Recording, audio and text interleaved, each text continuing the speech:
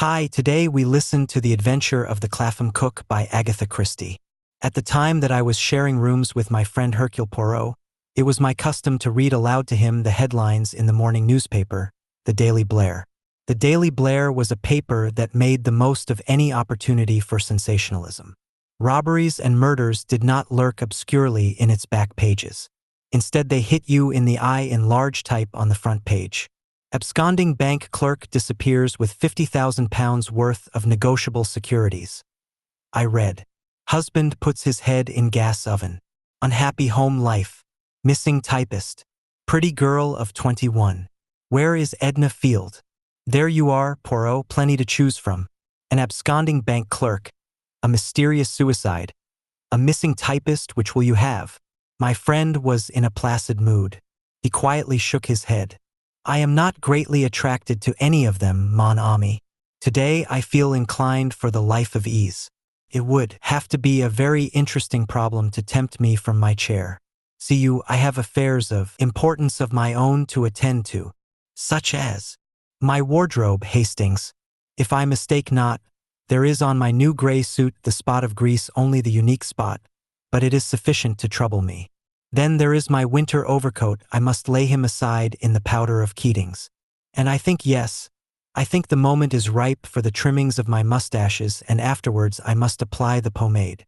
Well, I said, strolling to the window, I doubt if you'll be able to carry out this delirious program. That was a ring at the bell. You have a client. Unless the affair is one of national importance, I touch it not, declared Poirot with dignity.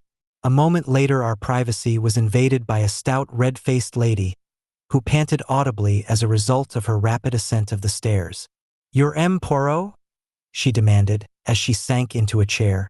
I am Hercule Poirot, yes, madam. You're not a bit like what I thought you'd be, said the lady, eyeing him with some disfavor. Did you pay for the bit in the paper saying what a clever detective you were, or did they put it in themselves? Madam, said Poirot, drawing himself up. I'm sorry, I'm sure. But you know what these papers are nowadays.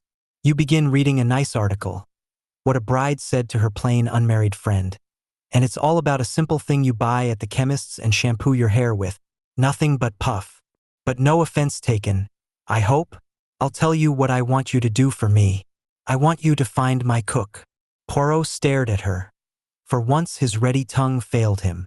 I turned aside to hide the broadening smile I could not control. It's all this wicked dole, continued the lady, putting ideas into servants' heads, wanting to be typists and what-nots. Stop the dole, that's what I say. I'd like to know what my servants have to complain of afternoon and evening off a week, alternate Sundays, washing put out, same food as we have and never a bit of margarine in the house, nothing but the very best butter. She paused for want of breath, and Poirot seized his opportunity. He spoke in his haughtiest manner, rising to his feet as he did so. I fear you are making a mistake, madam. I am not holding an inquiry into the conditions of domestic service. I am a private detective. I know that, said our visitor. Didn't I tell you I wanted you to find my cook for me? Walked out of the house on Wednesday, without so much as a word to me, and never came back. I am sorry, madam, but I do not touch this particular kind of business. I wish you good morning. Our visitor snorted with indignation.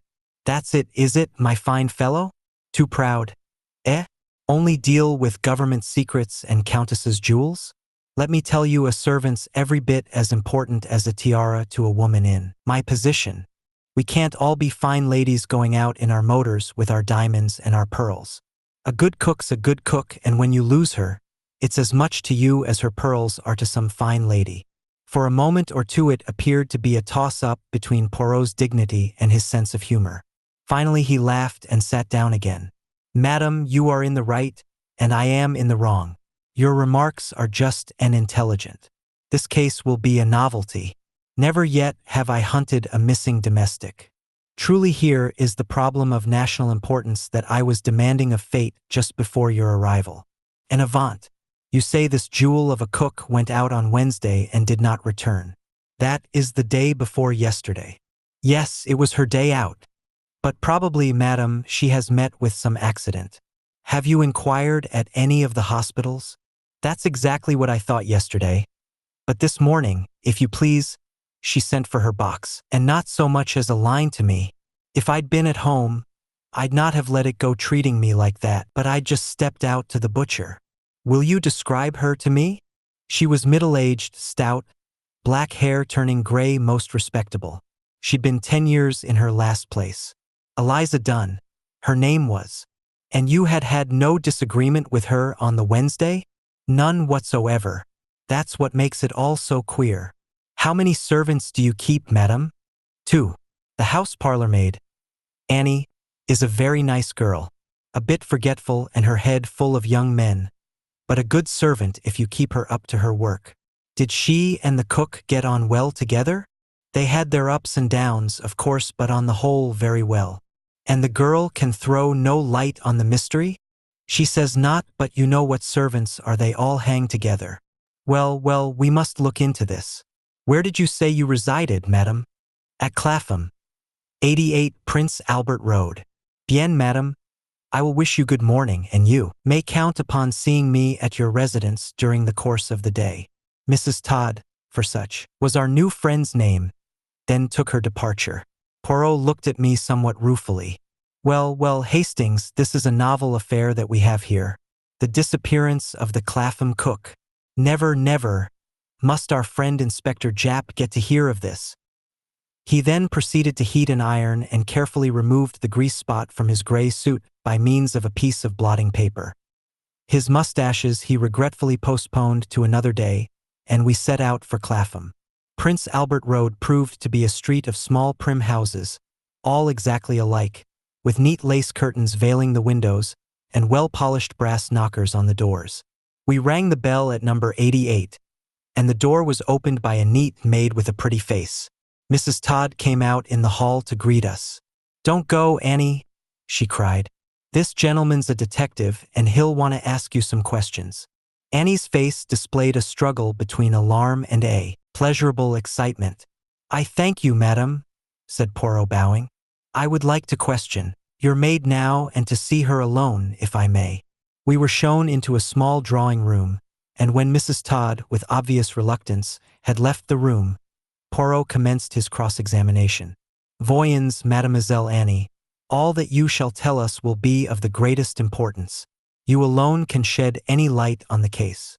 Without your assistance, I can do nothing." The alarm vanished from the girl's face and the pleasurable excitement became more strongly marked. "I'm sure, sir," she said. "I'll tell you anything I can." "That is good." Poirot beamed approval on her. "Now, first of all, what is your own idea? You are a girl of remarkable intelligence. That can be seen at once. What is your own explanation of Eliza's disappearance?" Thus encouraged, Annie fairly flowed into excited speech. "White slavers, sir. I've said so all along. Cook was always warning me against them. Don't you sniff no scent or eat any sweets, no matter how gentlemanly the fellow. Those were her words to me. And now they've got her. I'm sure of it. As likely as not, she's been shipped to Turkey or one of them eastern places where I've heard they like them fat." Poirot preserved an admirable gravity. "But in that case, and it is indeed an idea, would she have sent for her trunk?" "Well, I don't know, sir. She'd want her things even in those foreign places." "Who came for the trunk, a man?" "It was Carter Patterson, sir." "Did you pack it?" "No, sir. It was already packed and corded." "Ah, that's interesting. That shows that when she left the house on Wednesday, she had already determined not to return. You see that, do you not?" "Yes, sir." Annie looked slightly taken aback. "I hadn't thought of that. But it might still have been white slavers, mightn't it, sir?" she added wistfully. "Undoubtedly," said Poirot gravely. He went on, "Did you both occupy the same bedroom?" "No, sir, we had separate rooms."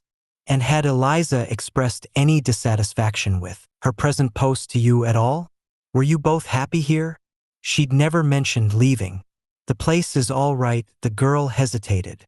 "Speak freely," said Poirot kindly. "I shall not tell your mistress." "Well, of course, sir, she's a caution, Mrs. is, but the food's good. Plenty of it and no stinting. Something hot for supper, good outings, and as much frying fat as you like. And anyway, if Eliza did want to make a change, she'd never have gone off this way, I'm sure.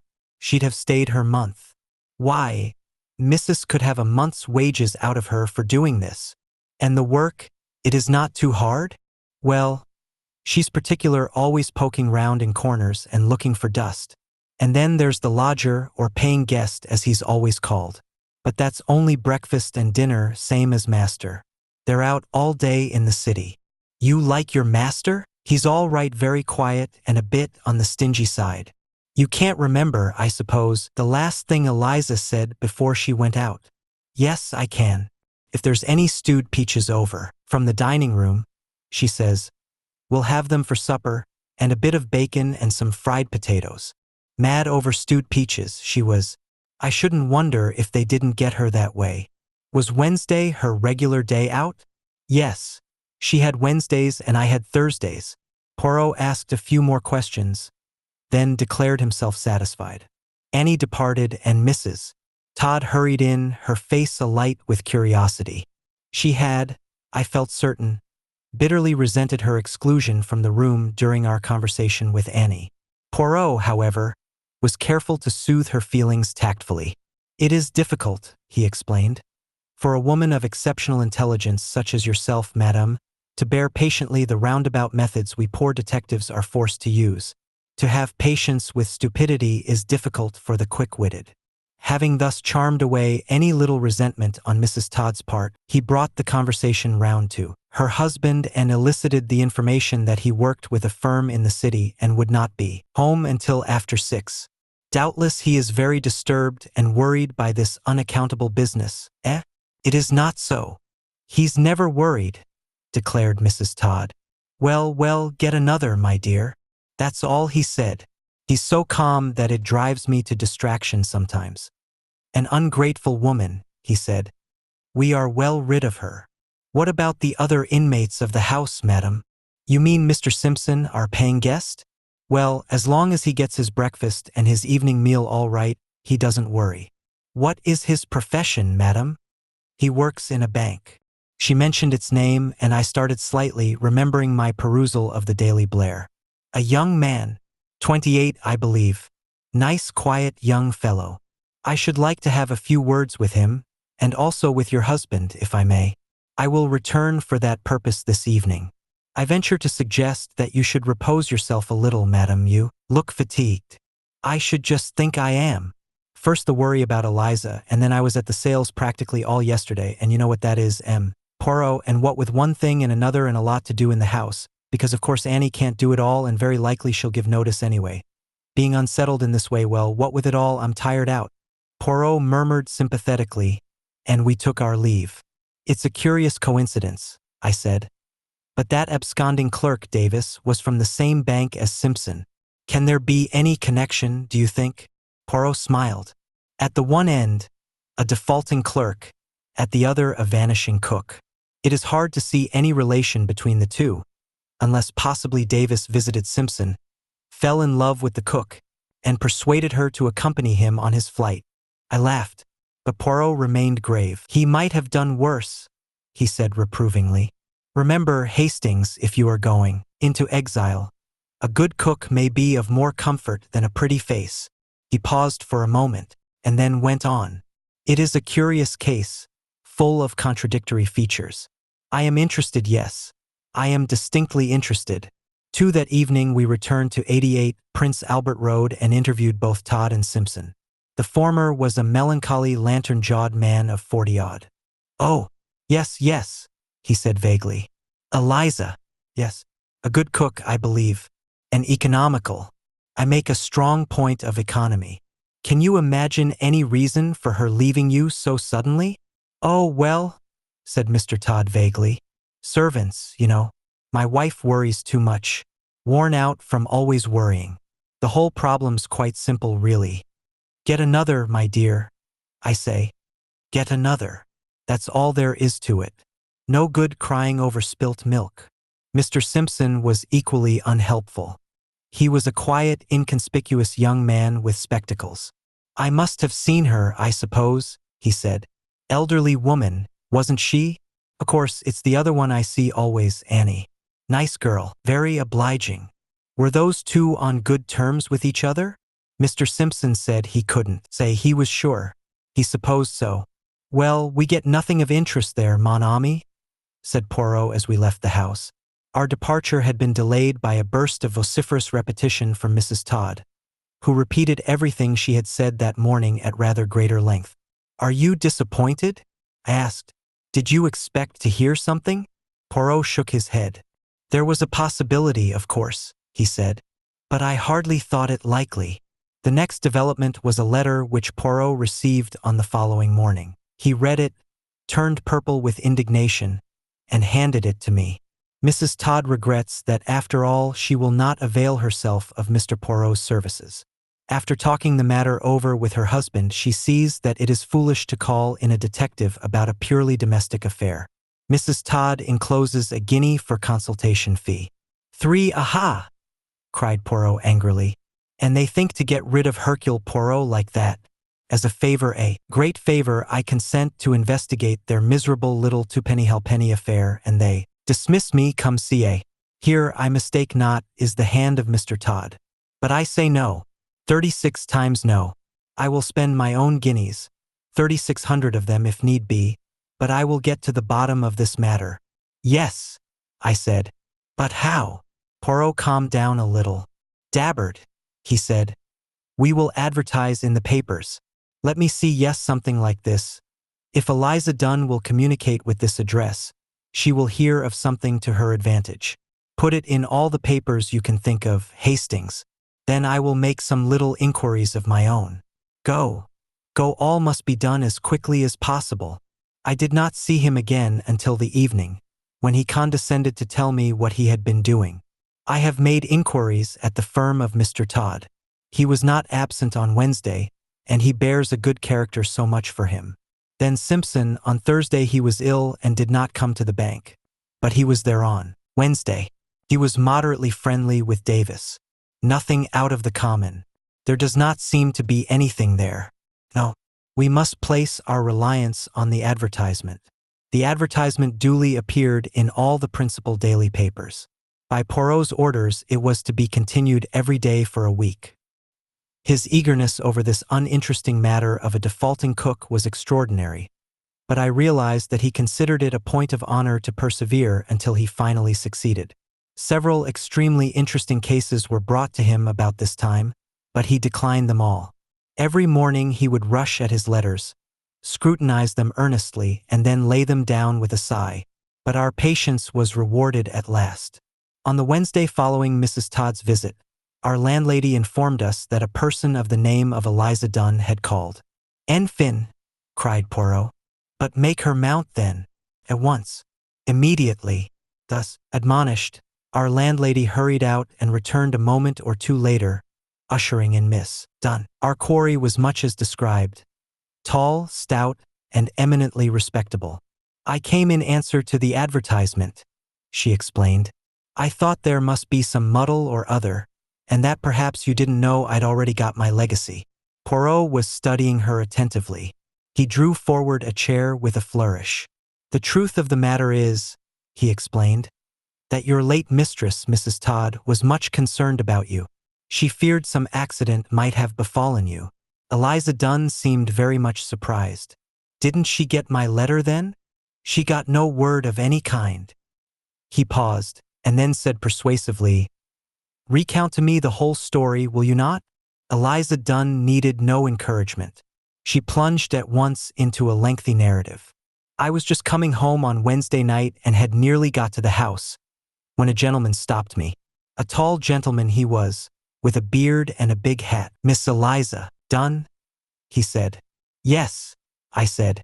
'I've been inquiring for you at number 88, he said.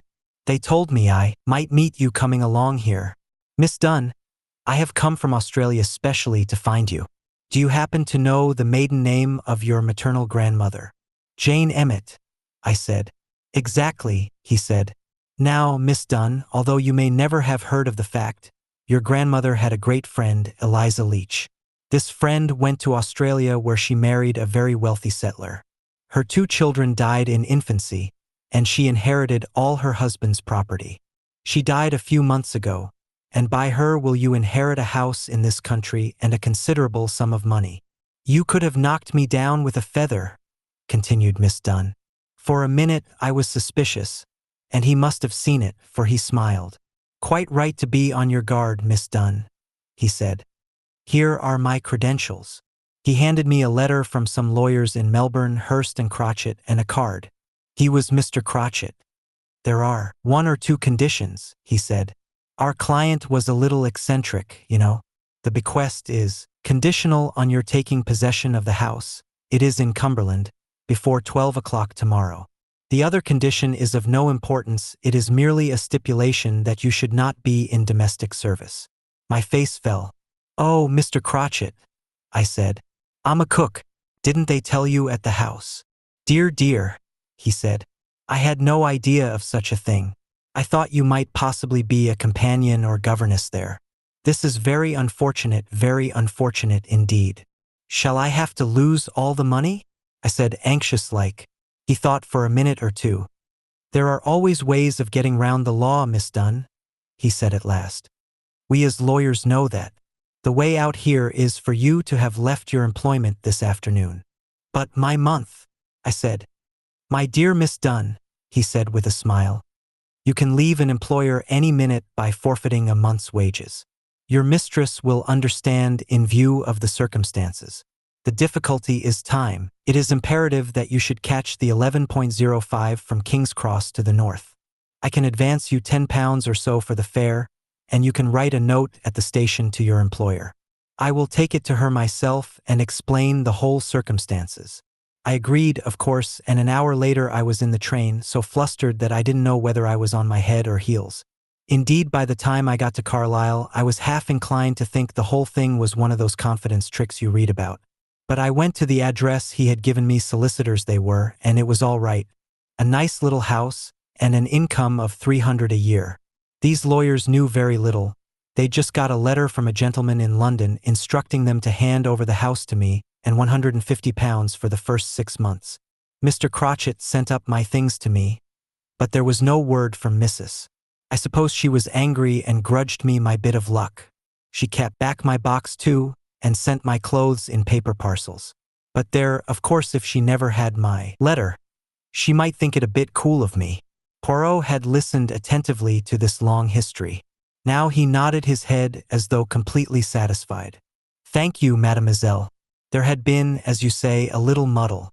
Permit me to recompense you for your trouble. He handed her an envelope.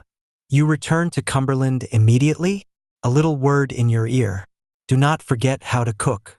It is always useful to have something to fall back upon in case things go wrong. Credulous, he murmured as our visitor departed. But perhaps not more than most of her class. His face grew grave. Come, Hastings. There is no time to be lost.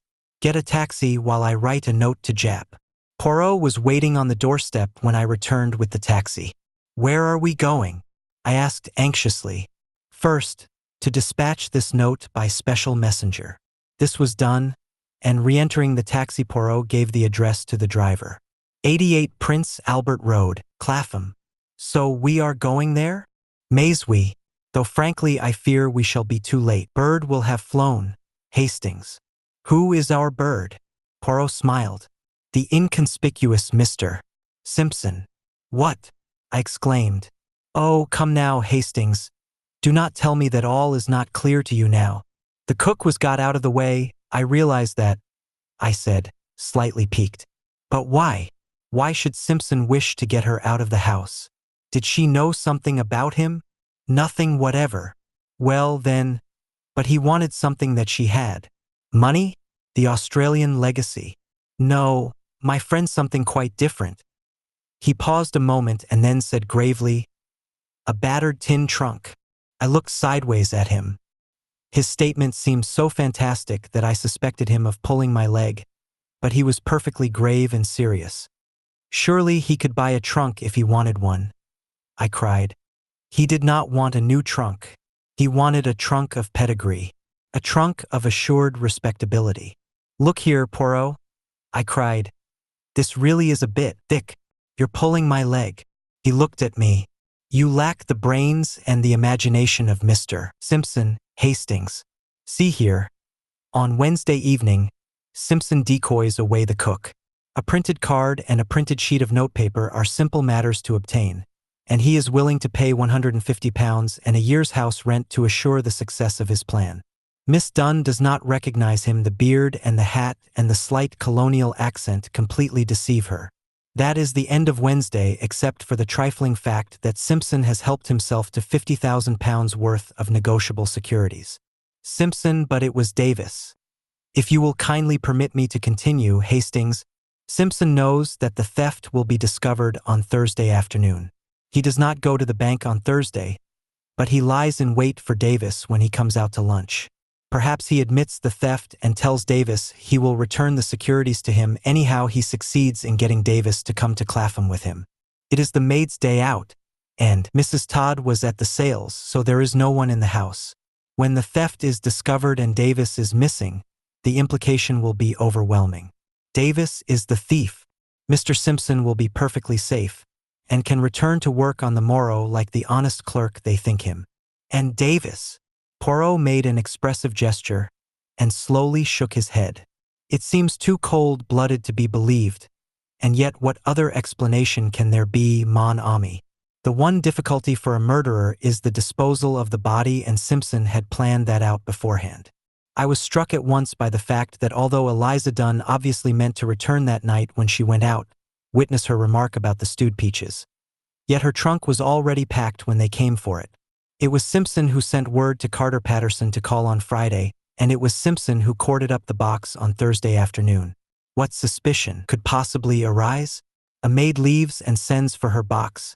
It is labeled and addressed ready in her name, probably to a railway station within easy reach of London. On Saturday afternoon, Simpson, in his Australian disguise, claims it. He affixes a new label and address and redispatches it somewhere else, again to be left till called for. When the authorities get suspicious, for excellent reasons, and open it, all that can be elicited will be that a bearded colonial dispatched it from some junction near London.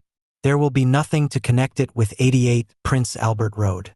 Ah, here we are. Poirot's prognostications had been correct. Simpson had left days previously, but he was not to escape the consequences of his crime. By the aid of wireless, he was discovered on the Olympia en route to America. A tin trunk, addressed to Mr. Henry Wintergreen, attracted the attention of railway officials at Glasgow. It was opened and found to contain the body of the unfortunate Davis. Mrs. Todd's check for £1 was never cashed. Instead, Poirot had it framed and hung on the wall of our sitting room. It is to me a little reminder, Hastings, never to despise the trivial, the undignified. A disappearing domestic at one end, a cold-blooded murder at the other. To me, one of the most interesting of my cases. Please subscribe, like this video for more great audiobook stories, and check my channel.